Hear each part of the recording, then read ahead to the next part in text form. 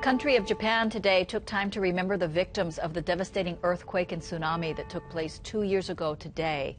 Japan's emperor and empress participated in the moment of silence at a memorial in the capital of Tokyo. It's estimated nearly 19,000 people were killed or are believed to be missing.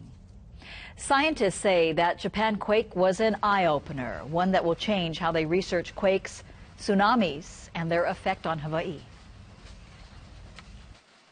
It certainly opened our eyes that you could have a large earthquake on a relatively small section of fault, and that of course means you have to reevaluate how big an earthquake you can get around the Pacific that could potentially affect Hawaii here.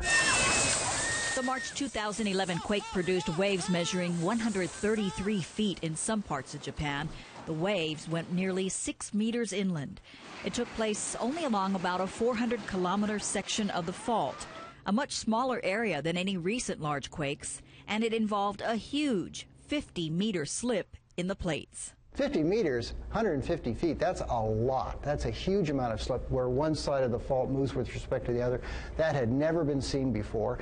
And because that happened at the shallow part of the fault, it uplifted a huge amount of the seafloor, which made for a very large tsunami. Scientists say the quake has them reevaluating a lot of what they thought they knew about Pacific quakes. And Butler says authorities are also using the quake to take another look at public safety.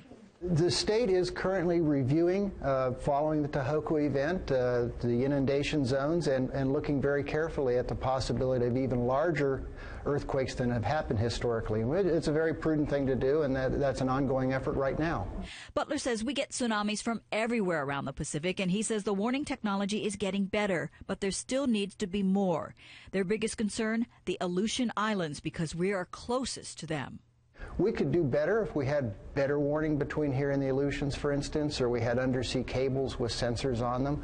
But we're doing as well as we can today with the resources we have today. Now, Butler says that the area in Japan that had this quake had large quakes before, and that scientists there thought they knew the potential for seismicity in the area. He says they have all learned that they need to think beyond historical records and looking now at just how big an event can be.